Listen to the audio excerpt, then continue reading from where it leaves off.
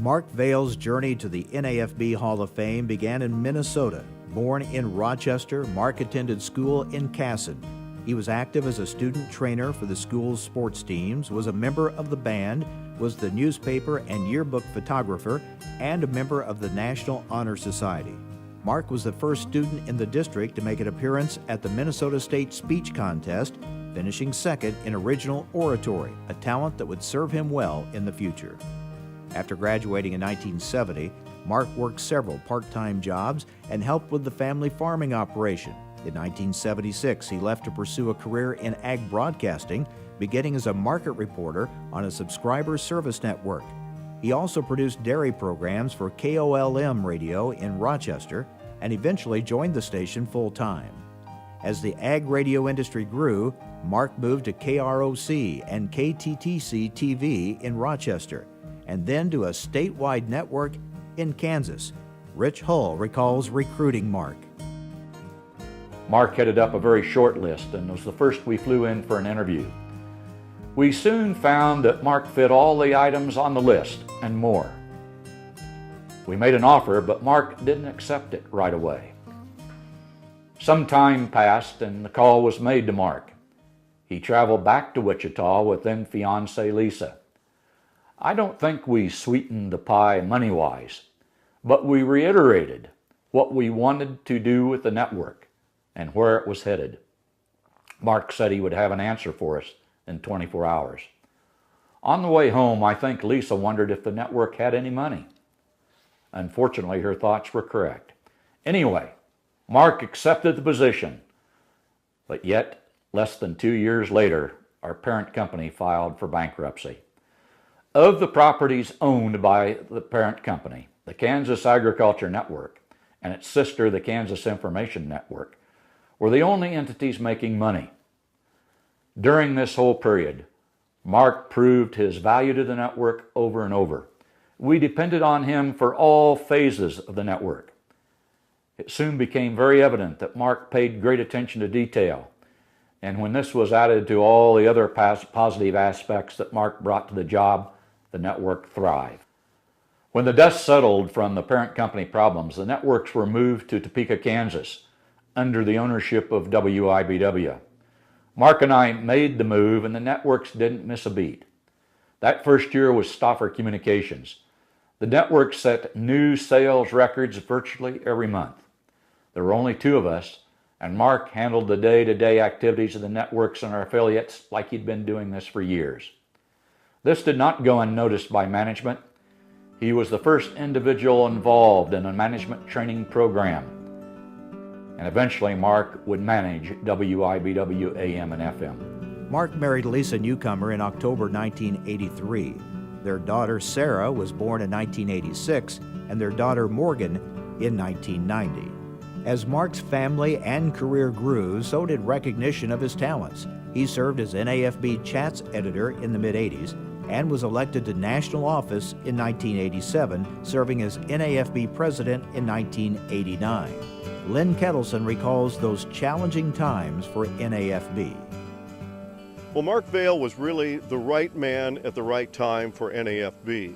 Financially, we were having major problems. Through his efforts, we combined the sales and marketing and the general membership of NAFB into one organization. And for the first time, we hired a full-time executive director in Roger Olson. Without Mark Vail, I'm not sure NAFB would be around in its form that it is today. He did a super job for all of us. Indeed, Mark had a great impact on NAFB, and the results of his vision and efforts are still evident today. In 1987-88, Mark chaired the Long Range Task Force Committee that led to major changes for the association. Mark and Dix Harper discussed the idea of an interview session at convention. It was developed and managed by Mike Hansen and became what we now know as Trade Talk. It was Mark and I's idea over a cold beer, and that's how Trade Talk was born. And we're still very happy to see Trade Talk remain strong. Another area that where Mark played a key role, among many, but in my memory, was when NAFB was poised to go from an organization of farm broadcasters to a farm broadcasting organization with a lot of marketing plans. Now that was big for the NFB at the time, and it took leadership to be able to get us to the point to make some major changes in the organization and how we approached membership. Mark was instrumental in the creation of a full-time NAFB office and executive director position, which led to an office in Minneapolis-St. Paul and the hiring of Roger Olson as our first full-time executive director. Mark was president of NAFB when the decision was made to open that first full-time office. And up on the third floor, just behind me and up the elevators here, is where that office suite was located.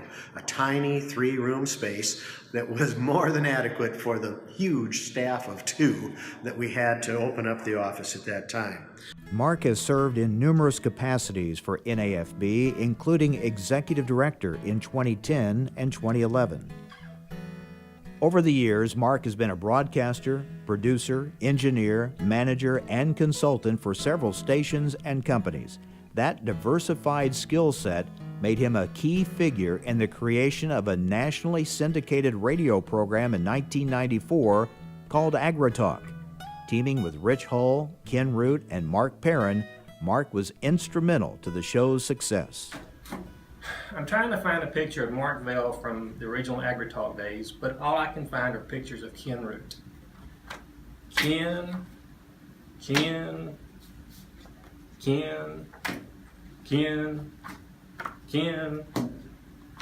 Ah, Rich Hull, he's a Hall of Famer. Hey, hallelujah. So there's Mark Vail, of course he's with Ken Root. And here is Mark Vail with the original Gang of 4.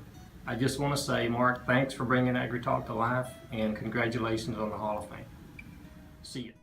AgriTalk would never have gotten on the air had it not been for Mark. Although Mark Perrin had the link to Pioneer and the funding, it was Mark Vail who truly willed it into existence.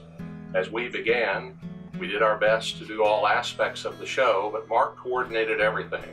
Rich Hull was out putting in downlinks and lining up affiliates. Rustin Hamilton and I were doing the daily shows for 1 full month before we went on the air. And Mark was engineering everything else: hardware, software, people.